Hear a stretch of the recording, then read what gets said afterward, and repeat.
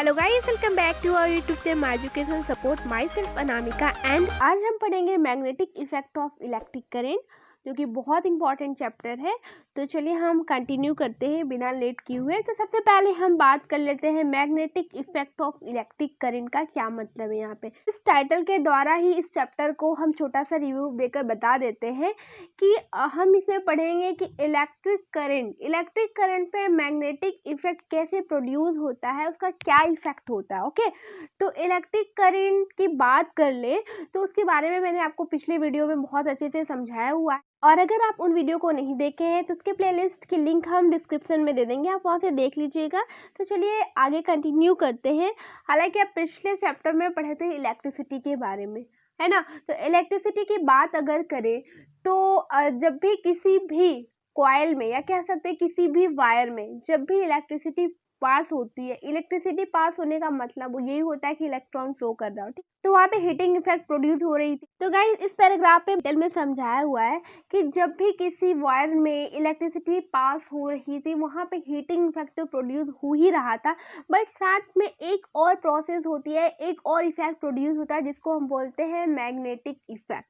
Okay, अब चलिए इस बात को इस एक्टिविटी के द्वारा समझते हैं कि किसी भी करंट कैरिंग कॉइल में कैसे मैग्नेटिक इफेक्ट प्रोड्यूस होता है। तो उसको इस एक्टिविटी के द्वारा समझाया हुआ है कि उन्होंने एक वायर ले रखा है, ठीक है। यहाँ पे आपका एमीटर लगाया हुआ जो कि आपके करंट को मेजर करता है, जो कि हमेशा सीरीज में लगा होता है। साथ में उसने एक बैटरी लगाया हुआ है। ओके, यहाँ पे आपका स्विच लगाया हुआ है और ये रहा आपका रेसिस्टर लगाया हुआ है, ठीक। अब इन दोनों के बीच में एक्स और वाई के बीच में उसने क्या किया है कि एक परपेंडिकुलर पेपर को लगा दिया, जिसका यहाँ पे मेजरमेंट बताया हुआ है ABCD, ठीक है, ये है। अब उसके नीचे उसने एक कंपास रखा हुआ है। ओके, जब क्या करेंगे कि हम इलेक्ट्रिसिटी को ऑन करेंगे, इन द सेंस क्या है कि स्विच को ऑन करेंगे तो करंट क्या होगा, इस डायरेक्शन से ऐसे मूव करता हुआ ऐसे जाएगा, ठीक है। ऐसे ये मूव करना शुरू होगा, ठीक। तो कंपास का निडल जो है ना वो मूव करना शुरू होगा। इसका मतलब ये हुआ कि जैसे जैसे करंट बढ़ता जाएगा वैसे वैसे कंपास जो है मूव करता जाएगा। इन द सेंस ये हुआ कि ये हीटिंग इफेक्ट तो प्रोड्यूस कर रहा है, वो तो ठीक है, लेकिन साथ में कोई ऐसा और भी इफेक्ट प्रोड्यूस हो रहा है जिसकी वजह से आपका जो कंपास है वो मूव कर रहा है। तो इस एक्टिविटी के बाद कंक्लूजन ये निकला कि साथ में एक और इफेक्ट प्रोड्यूस होता है जिसका नाम है मैग्नेटिक इफेक्ट। ओके, तो आप कह सकते हैं कि इलेक्ट्रिसिटी मैग्नेटिक इफेक्ट को प्रोड्यूस करती है, और वैसे ही जहाँ पे मैग्नेटिक इफेक्ट प्रोड्यूस होता है, जहाँ पे मैग्नेट की प्रोसेस होती है, वहाँ पे इलेक्ट्रिक इफेक्ट भी प्रोड्यूस हो सकता है। ओके, इस हिसाब से हम समझ सकते हैं कि इलेक्ट्रिसिटी और मैग्नेटिज्म क्या है, दोनों एक दूसरे से लिंक है। अब यहाँ पे ये पूछ रहा है कि अगर कहीं पे हम मैग्नेट को मूव करवाएं तो क्या वहाँ पे रिवर्स पॉसिबिलिटी हो सकती है, यानी कि वहाँ पे इलेक्ट्रिक इफेक्ट प्रोड्यूस हो सकता है। जाहिर है प्रोड्यूस हो सकता है क्योंकि एक दूसरे से वो लिंक है। तो आप यहाँ पे ये बात समझ चुके हैं कि जहाँ इलेक्ट्रिसिटी होगी वहाँ मैग्नेटिज्म होगा, और जहाँ मैग्नेटिज्म होगा वहाँ इलेक्ट्रिसिटी होगी। चलिए अब बात कर लेते हैं कि इस चैप्टर में हम आगे क्या क्या पढ़ने वाले। इस चैप्टर में हम पढ़ेंगे मैग्नेटिक फील्ड के बारे में, ठीक है, और इलेक्ट्रोमैग्नेटिक इफेक्ट के बारे में, ठीक। We shall also study about the electromagnet मतलब इलेक्ट्रिसिटी प्लस मैग्नेट, ठीक है। तो electromagnet and electric motor which involves a magnetic effect of electric current, ठीक। और किसके बारे में पढ़ेंगे, इलेक्ट्रिक जनरेटर के बारे में तो आप समझ चुके होंगे कि कैसे इलेक्ट्रिसिटी से मैग्नेटिज्म प्रोड्यूस होता है, जिसका अच्छा सा एग्जाम्पल आपका दिया है इलेक्ट्रिक मोटर, और वैसे ही इलेक्ट्रिक जनरेटर का एग्जाम्पल दिया हुआ है जहाँ पे हम इलेक्ट्रिक इफेक्ट को प्रोड्यूस करवा सकते हैं बाय मूविंग मैग्नेट। ओके, अब देखिए यहाँ पे एक छोटी सी हिस्ट्री बताई हुई है उनके बारे में, जिनका नाम है हैंस क्रिस्टियन ओरस्टेड। गाइस देखिए, हैंस क्रिस्टियन ओरस्टेड थे जिन्होंने इलेक्ट्रोमैग्नेटिज्म को बहुत अच्छे से अंडरस्टैंड किया और उन्होंने डिस्कवर किया इलेक्ट्रोमैग्नेटिज्म के इफेक्ट को। ओके, हैंस क्रिस्टियन ओरस्टेड ने काफ़ी ज़्यादा एफर्ट दिया और इनके ऑनर में जो मैग्नेटिक फील्ड स्ट्रेंथ का यूनिट है उसका नाम ही ओरस्टेड रखा गया, ठीक है। जैसा कि आप यहाँ पे देख सकते हैं, the unit of magnetic field strength is named the Oersted in his honour. तो ज़्यादा इसमें कुछ नहीं था, हालांकि बस इतना जानना था कि ओरेस्टेट कहाँ से लिया गया है, जो कि आपके मैग्नेटिक फील्ड स्ट्रेंथ की यूनिट है। Okay, magnetic field and field line के बारे में अब हम समझेंगे गाइस। इसमें क्या है कि हमें मैग्नेटिक फील्ड को देखना है, समझना है और मैग्नेटिक फील्ड लाइन के बारे में भी जानना है। तो हमें क्या करना है कि एक हमें बार मैग्नेट लेना है, ठीक है। फर्क नहीं पड़ता कि बार मैग्नेट छोटा है, बड़ा है, कैसा है। ओके, उसके पास हमको लाना है कंपास नीडल को, ठीक है। तो मान लीजिए आपका ये बार मैग्नेट है और हम जब भी कंपास नीडल को उसके पास लाएंगे, ठीक, तो कंपास नीडल में डिफ्लेक्शन प्रोड्यूस होगा, ठीक है, क्योंकि यहाँ पे मैग्नेटिक फील्ड क्रिएट हो रही है, इसलिए कंपास नीडल में डिफ्लेक्शन प्रोड्यूस होगा। और लास्ट में डिफ्लेक्शन की वजह से आपका जो कंपास नीडल है वो कुछ नॉर्थ और साउथ के डायरेक्शन में प्लेस्ड हो जाएगा। ओके, तो जो नॉर्थ वाला पॉइंट होगा वो उसका नॉर्थ डायरेक्शन कहलाएगा, ठीक है, जो कि यहाँ पे बताया हो कि the in pointing towards the north is called the north seeking और नॉर्थ पोल। इन्हें क्या बोलेंगे? नॉर्थ पोल बोलेंगे। और जो आपका साउथ वाला पॉइंट होगा उन्हें क्या बोलेंगे हम? साउथ पोल बोलेंगे। ओके, और याद करने वाली बात यहाँ पे ये है कि नॉर्थ और साउथ डायरेक्शन को तो आप समझ चुके हैं, यानी कि नॉर्थ एंड साउथ पोल के बारे में समझ चुके हैं। अब हम बात करेंगे कि इनका एक और प्रॉपर्टीज होती है कि लाइक पोल, ठीक है, एक जैसा पोल होगा तो एक दूसरे को रिपेल करेंगे, और अगर अपोजिट पोल होगा तो एक दूसरे को क्या करेंगे? अट्रैक्ट करेंगे। ओके, अगर हम बात करें कि यहाँ पे आपका मैग्नेट ये है, ठीक है, ये आपका नॉर्थ पॉइंट है और ये आपका साउथ वाला पोल है, ठीक। अगर इसके बराबर में, ठीक है, इसके बराबर में या कह सकते हैं इसके बगल में अगर एक और मैग्नेट रखें, ठीक है, और अगर इस मैग्नेट का जो पोल है वो नॉर्थ है, तभी क्या होगा? एक दूसरे को ये अट्रैक्ट करके लाइन से रखा सकते हैं। अगर ये साउथ हुआ, यानी कि साउथ साउथ एक दूसरे को क्या करेंगे? रिपेल करेंगे। वैसे ही नॉर्थ नॉर्थ भी रिपेल करेंगे। लेकिन अगर अपोजिट हुआ, नॉर्थ साउथ हुआ या साउथ नॉर्थ हुआ, तो एक दूसरे को अट्रैक्ट करेंगे। तो इस प्रॉपर्टीज को आप ध्यान में रखिएगा, जो कि यहाँ पे बताया हुआ है कि like poles repel while unlike poles of magnet attract each other। इसको अच्छे से समझाने के लिए नीचे कई सारे एक्टिविटी दे रखी है, चलिए इसको हम डिटेल में देख लेते हैं। तो इस एक्टिविटी के द्वारा हम मैग्नेटिक फील्ड और मैग्नेटिक फील्ड लाइन के बारे में समझेंगे। तो इसमें किया क्या है कि एक मैग्नेट को लिया है, ठीक है, जिसका डायरेक्शन नॉर्थ और साउथ कुछ ऐसे आपको दिख रहा होगा। उसके जस्ट ऊपर उसने क्या रखा है? एक पेपर रख दिया है, और फिर क्या किया है कि उस पेपर के ऊपर आयरन की फाइलिंग को स्प्रेड कर दिया है, ठीक है। इसके बाद आपको ये बात अच्छे से पता चल जाएगी कि जितने भी आयरन की फाइल्स हैं वो मैग्नेट के चारों तरफ अरेंज हो जाएंगे कुछ इस पैटर्न में। अब आप ये सोच रहे होंगे कि ये आयरन की फाइलिंग इस तरह से कैसे अरेंज हो गई है। गाइस, इनका रीजन यही है कि इनके ऊपर मैग्नेटिक फोर्स पड़ रहा है, ठीक है, जिन्हें हम कह सकते हैं कि मैग्नेटिक इफेक्ट पड़ रहा है। ओके, यहाँ पे बताया हुआ कि the force exerted makes iron filing to arrange in a pattern. The region surrounding a magnet in which the force of the magnet can be detected is said to have a magnetic field, ठीक है। उस magnet के चारों तरफ जहां पे magnetic effect के force को एक्सपीरियंस किया जा रहा हो या डिटेक्ट किया जा रहा हो, उस रीजन को हम क्या बोलते हैं? मैग्नेटिक फील्ड कहते हैं। Okay, the lines along which the iron filing align themselves to represent magnetic field line. Okay, बताया हुआ है कि ऐसी लाइन जिसमें आयरन फाइलिंग अपने आप अरेंज हो जा रही है या अलाइन कर रही है, ऐसे लाइन को हम क्या बोलते हैं? मैग्नेटिक फील्ड लाइन बोलते हैं।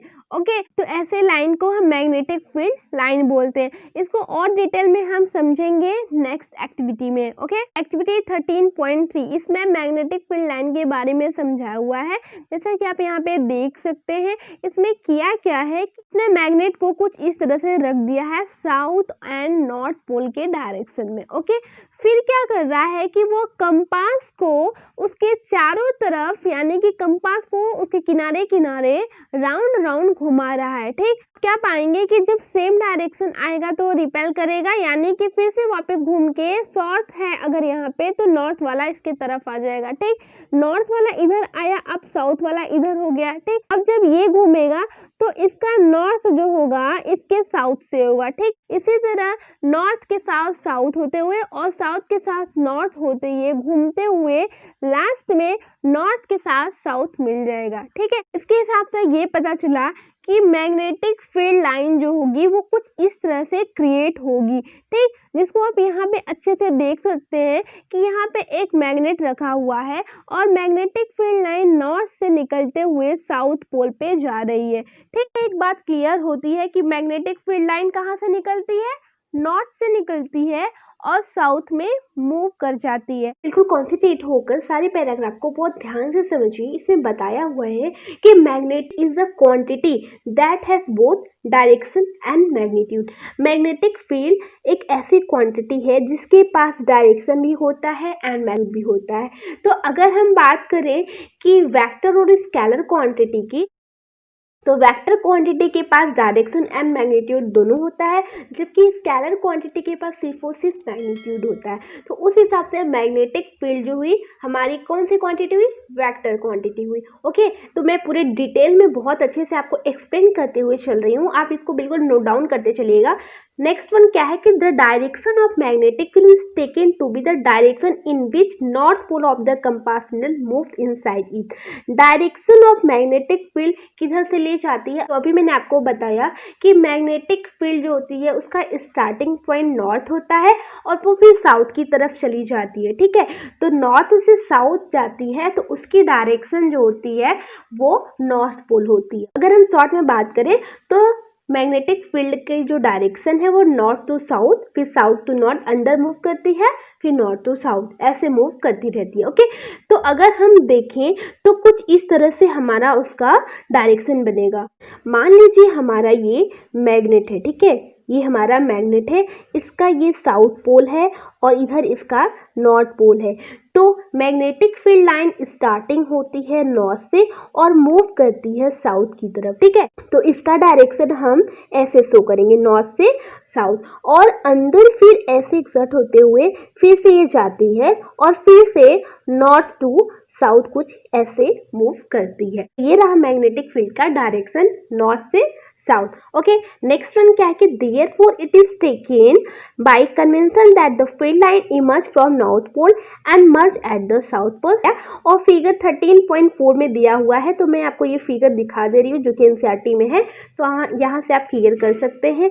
नेक्स्ट वन है कि inside the magnet the direction of field line is from its south pole to its north pole, जो कि मैंने आपको बताया मैग्नेट के अंदर कैसा डायरेक्शन है मैग्नेटिक फील्ड का, साउथ से नॉर्थ पोल है। ओके, इसी वजह से कहते हैं कि मैग्नेटिक फील्ड लाइन जो होती है क्लोज्ड पाथ बनाती है। ठीक है, बिल्कुल राउंड ऐसे मूव कर जा रही है, इसलिए कहते हैं कि magnetic field line closed path बनाती है। ओके, तो वही स्टेटमेंट यहाँ पे दिया कि magnetic field line are closed curve.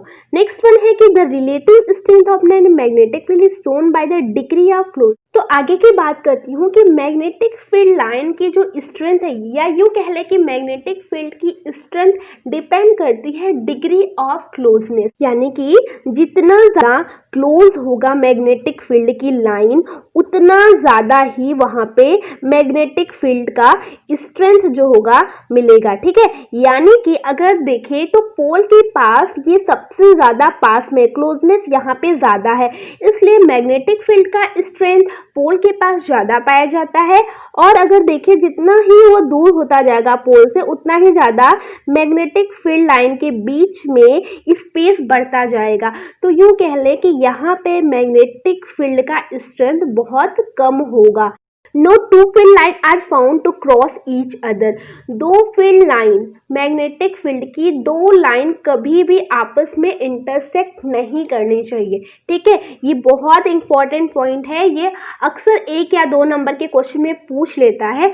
तो अगर हम इसको अच्छे से समझें कि क्यों ऐसा होता है कि मैग्नेटिक फील्ड की दो लाइन एक दूसरे को इंटरसेक्ट नहीं करनी चाहिए, तो चलिए अगर हम बोलें कि चलिए हम इंटरसेक्ट करवा के देख लेते हैं। ठीक है, मान लीजिए ये लाइन और ये लाइन एक दूसरे को इंटरसेक्ट कर जा रही है। ओके, तो अगर आप इसका डायरेक्शन चेक करना चाहेंगे तो आपको पता चलेगा कि मैग्नेटिक फील्ड की लाइन के दो डायरेक्शन आपको मिल जा रही है। ठीक है, दो डायरेक्शन आपको मिलेंगी। ओके, अगर एक डायरेक्शन मान लीजिए ऐसा कुछ आ रहा है, दूसरा डायरेक्शन इधर कुछ जा रहा है। ठीक है, जो कि इम्पॉसिबल है। मैग्नेटिक फील्ड लाइन का एक ही डायरेक्शन हो सकता है, दो डायरेक्शन कैसे हो सकता है? इसलिए कभी भी मैग्नेटिक फील्ड लाइन एक दूसरे से इंटरसेक्ट नहीं करनी चाहिए। Okay, if they did it would be mean that at the point of intersection the compass needle would point towards the two direction which is not possible.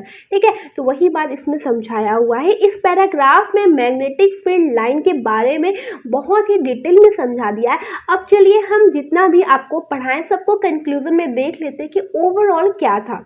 तो आपने पढ़ा magnet के दो पोल होते हैं, एक होता है नॉर्थ और एक होता है साउथ। ठीक है, नॉर्थ और एक होता है साउथ आपका। दूसरा आपने ये पढ़ा कि लाइक पोल जो होते हैं एक दूसरे को रिपेल करते हैं। लाइक पोल क्या करते हैं? एक दूसरे को रिपेल करते हैं। और अनलाइक पोल क्या करते हैं? एक दूसरे को अट्रैक्ट करते हैं। ठीक है, अनलाइक पोल एक दूसरे को अट्रैक्ट करते हैं। ठीक, ये पढ़ा आपने मैग्नेटिक फील्ड के बारे में। अब बात करते हैं मैग्नेटिक फील्ड लाइन के बारे में।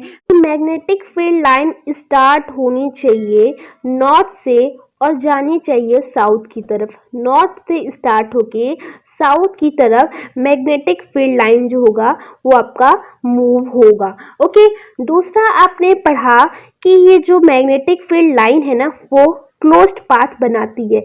Magnetic field line closed path बनाती है। ठीक, तीसरा मैग्नेटिक फील्ड लाइन के बारे में आपने पढ़ा कि मैग्नेटिक फील्ड लाइन इंटरसेक्ट नहीं करना चाहिए।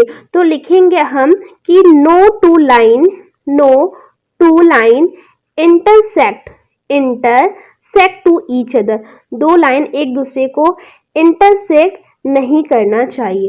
ओके, चौथा आपने ये पढ़ा कि मैग्नेटिक फील्ड लाइन जो होता है वो क्या होता है? वेक्टर क्वांटिटी होता है, बिकॉज उनके पास डायरेक्शन भी होता है और साथ में मैग्नीट्यूड भी होता है। ओके, ये वेक्टर क्वांटिटी इसलिए होता है। ठीक, और आपने क्या पढ़ा कि मैग्नेटिक फील्ड स्ट्रेंथ जो होता है पोल के पास ज़्यादा होता है, क्योंकि जितना ज़्यादा क्राउड होगा उतना ज़्यादा मैग्नेटिक फील्ड आपका उधर होगा। ठीक है, तो इस हिसाब से अगर हम देखें तो पोल के पास आपका जो मैग्नेटिक फील्ड स्ट्रेंथ होगा वो ज़्यादा होगा। ओके, तो गाइस इस तरह से आपको ये दोनों टॉपिक अच्छे से क्लियर हुए होंगे और फिर भी आपको कोई भी डाउट हो तो आप हमसे वो कमेंट सेक्शन में पूछ सकते हैं। और अगर आप हमारे चैनल पर पहली बार विजिट कर रहे हैं गाइस तो प्लीज़ चैनल को सब्सक्राइब कर लीजिए, वीडियो को लाइक कीजिए, अपने दोस्तों के साथ शेयर कीजिए। फिर मिलते हैं हम आगे के टॉपिक को कंटिन्यू करते हुए। तब तक